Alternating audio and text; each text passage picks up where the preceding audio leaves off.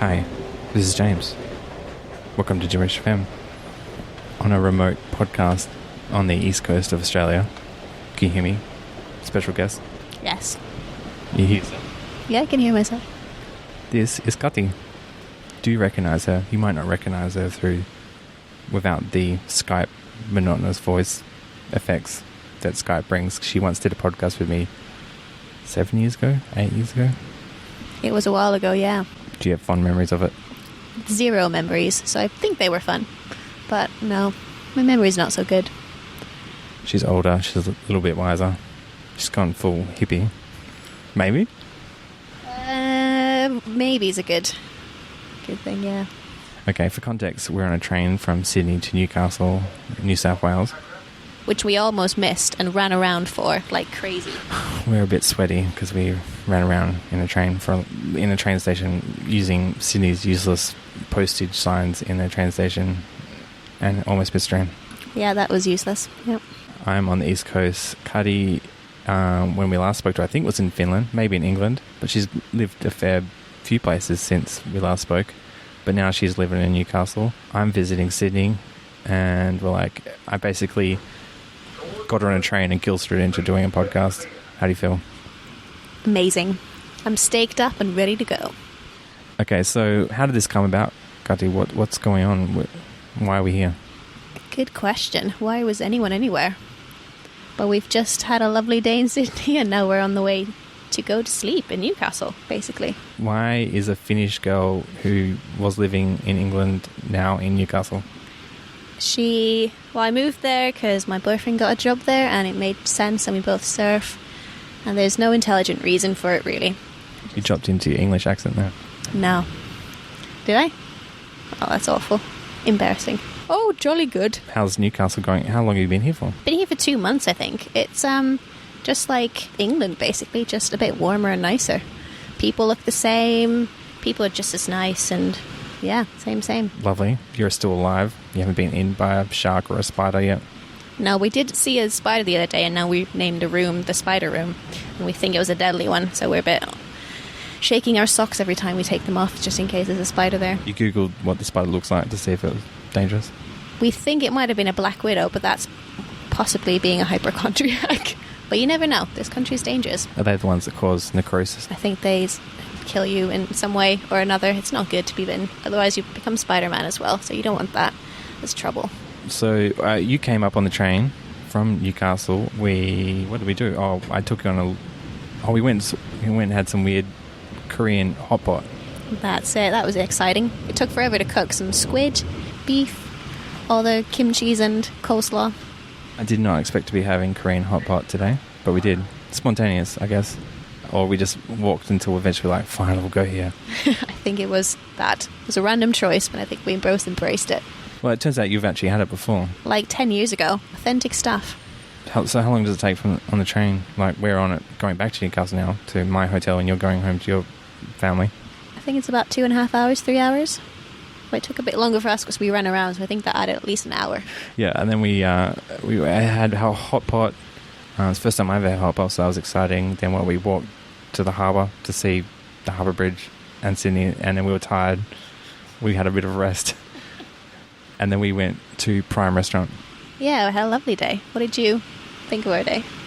I would say it is... I don't really have a ranking, but it would be my equal favourite day, maybe of all time. Yeah, it was lovely. I enjoyed it. Good company. And it's been a while. It's been a few years, I'd say. Coincidentally, it's most of my favourite days are usually meeting a random friend in a random city and just having a nice time. Yeah, there's not much to do there unless you're doing something special. But I literally looked and there's nothing to do there. So don't go to Sydney. Just go to a park and chill with your friends. Or meet up with someone you haven't seen in 8 years and chat, because there's lots to catch up on. Yeah, a lot. So what have you been doing? Last time you were studying in England, or maybe when I was talking to you, it was summer holidays and you're selling berries in a stand in Finland. What happened to you? What happened? So I graduated uni, then I just did a couple of years of travelling around before settling down in England in the west coast. Oh, what's happening? We may have just hit someone with the train. The train is broken. was staying here forever. But now I've had a lovely life in the last 7-8 years. So where did you travel for those 2-year period after graduating? All over. Peru, Portugal, all over Europe, really. Morocco, Indonesia loads of times. But why? I feel like there's something that drew you to these places. What do these places have in common? Oh, you got it. Surfing. Oh, yeah. You decided to become a surfer girl, which is, in Australia that's fairly common. But in England, you have to wear what you said is 6-inch thick wetsuit or something and hang out in the Arctic waters. Yeah, it's a bit of an extreme sport. It's so different to comparing if you're surfing in Indo where it's 30-degree water compared to like an 8-degree water, which is chilling, but it feels amazing. It's cool. Like in Australia, the only reason you don't do it is because you're too lazy to paddle out. Basically. Yeah, everyone's fat here. That's why. Well, what was the instigation to try surfing and then suddenly go, oh, I've become, get the hook in that gets you addicted? It was a series of events. I surfed a long time ago, and then I've always been a swimmer, love the ocean. It just made sense. And then my boyfriend surfs, and it was a lovely thing to do together. The beginning was always challenging, but after that it's just a lovely thing to do. You get to travel and not just sit on the beach, but you get to actually do something where you love. I don't know, what do you do on holidays when you go? Do you just chill around on the beach, or do you go on hikes? Because I find a lot of people just do nothing on holidays, whereas my holidays are surf holidays. What do you do, James? I guess I'm a hiking person, but I do try to do very little if possible. Nice. I try to make it the opposite of a job. Like if a holiday is just me reading a book, that's a good holiday. Nice. That's just after work, right? That's what you do, chill. Too tired after work to read. So sometimes I read at lunchtime when I still have a bit of energy in the day. Yeah, fair enough. Just make every day a holiday. That's what I've done in the last. Yeah, you're just living the dream. Going through. What was your first major excursion skiing, surfing that wasn't like your local surfing hole? I think me and my boyfriend went to Morocco for 3 weeks, and that's where I really learned to surf. And after that, I was hooked, and I went to Portugal by myself to work in this random little hotel on the side, and got to surf there, and was a beginner and lovely lifestyle, and no worries, man. So what's the living in a surfing hostel lifestyle like? Like what does it take to make it? You gotta like people. You don't necessarily you're never not working. People ask you questions, and you just, I don't know, when I was in Peru for 3 months, it was just got to know so many cool people, and also the people that you work with, I made some awesome friends, and it was just, yeah, very cool. Everyone should do it. You just meet such random people, and it just verifies your existence, basically. It's kind of like living in the hostel, but everyone has something surfing in common. Is that what I'm guessing? Yeah, a lot of people surf, but on the other side, it does get a bit tiring having to have the same conversation over and over again. So that's why I've stopped asking questions like, what do you do for work? Because I literally don't give a shit what you do for work or where you've been in the last, if you've traveled around, I don't really care where you've been. Just tell me who you are and what, how do we get along?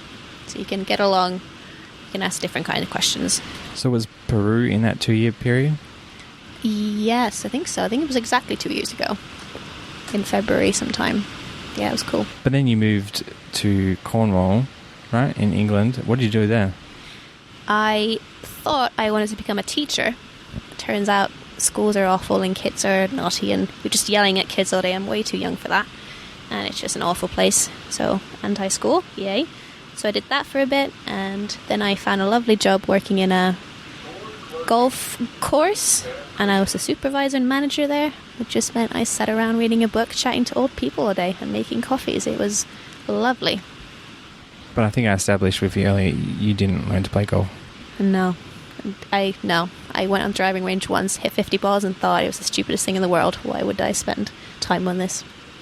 But I can see why people enjoy it. It's a lovely pastime. You get to walk around with your friends and you're outside, you're doing a kind of fun activity maybe.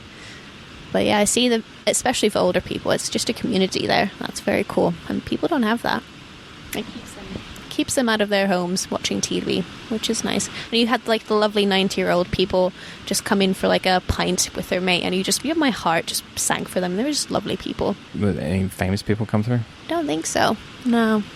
It was a very low-key, friendly golf club. I don't think it was one of the London elite snobby places. This is Cornwall and everyone's very friendly, so I'm very Cornish. Why Cornwall? Was there good surfing nearby? Yep, the best surf in the UK. That's warm enough.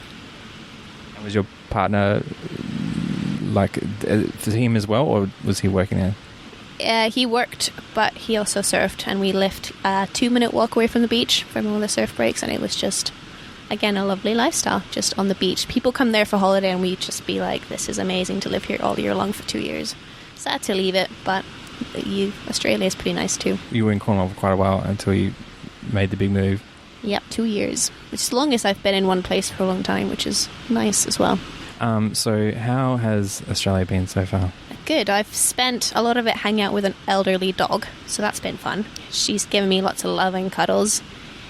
I've not met a lot of Australians yet, but I'm keeping that as a little treat for when I venture out into the working world, maybe. Have you been able to? Is there a surfing culture that you have to like weave your way into to be part of the cool kids in Newcastle?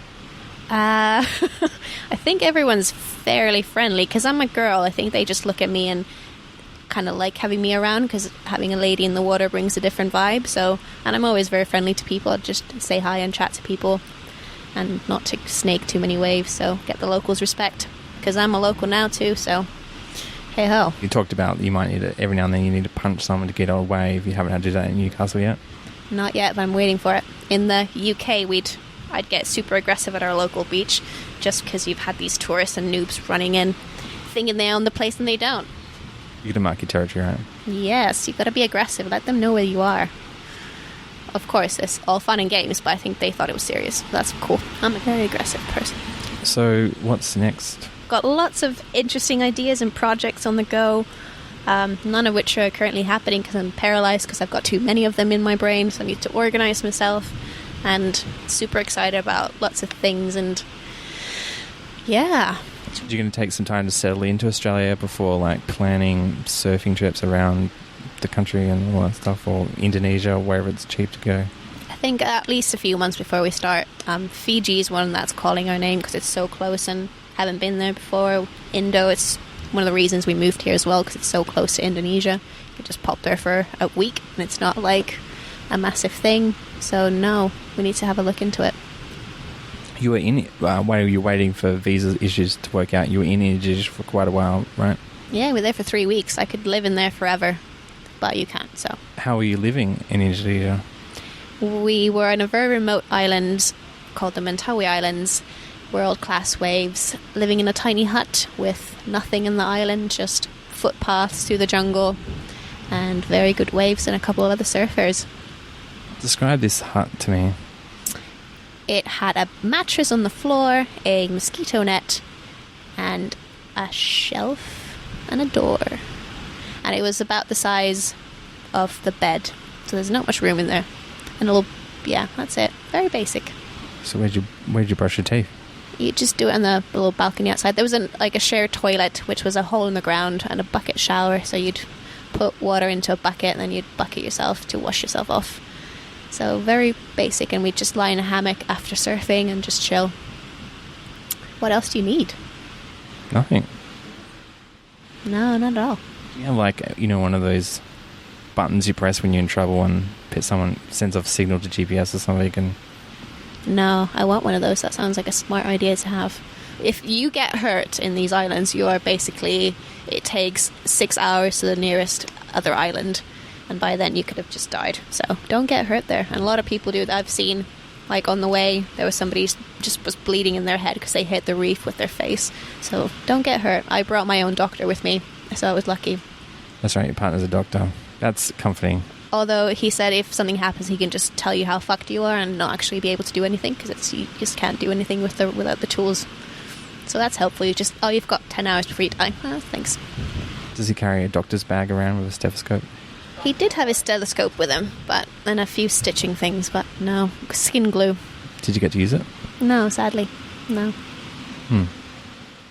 Have you ever Googled videos of using skin glue? No, I've seen it be used, though. It's you just put glue in a wound and then you hold it and then it heals up. It's magical. Why have you seen it being used? I think Simon used it on himself when he cut himself with a knife on the finger. which is funny because then he fainted because he's not good with blood. A doctor who's not good in blood? Not good with his own blood. I don't understand it. Yeah, I'm terrible with that. I have to really plan out getting immunisations because I will just faint. For what? Immunisations for? What are you getting? I travel things. Ah, okay. Yeah, you need those. Jungle fever. Whatever's going down. Or donating blood. But you'll get autism most likely, so don't get vaccinations. No, that's true. It's too late. I already have it. Fair enough, I can tell. What's Finland like these days? When was the last time you were in Finland? Right before we went to Indo, so I was there for 5 weeks in between June and July, and it was awesome. It was summer, a shitty summer, very rainy and cold, but yeah, it was good. Lots of calmness and forests and just walks and friends and just home. I know you've been taking a holiday from the news, but what's Finland's reaction to the whole Trump Brexit thing? I have no idea. I think they must have thought Trump is crazy like everyone else. And I don't know about Brexit, no idea. Couldn't tell you. Is Finland actually in the EU? Yeah, since 1991. So you were there during the summer period? Yeah, for 5 weeks, just before we headed off here, because I didn't know when next time I could go and visit Finland, because it's so far away. It is. I would like to go, but then I get distracted by video games. That is the trouble that happens to me all the time. Play video games? I watch them. You get distracted by life. Too many things to do, not enough time. Yeah, not enough anything. That's it. Although you've got a plan to live forever by fasting. Yes, I am currently living forever. Thank you for asking. Good work. The people listening into our podcast thought that was kind of amusing. Sure, they should pay for this stuff, man. This is like comedy gold. I've been in Sydney on a cruise. Have you ever been on a cruise before? Not for more than a weekend, no. So yes, I have been on a cruise when I missed a flight. Yeah, lots of cruises between Sweden and Finland. That's my choice of cruising.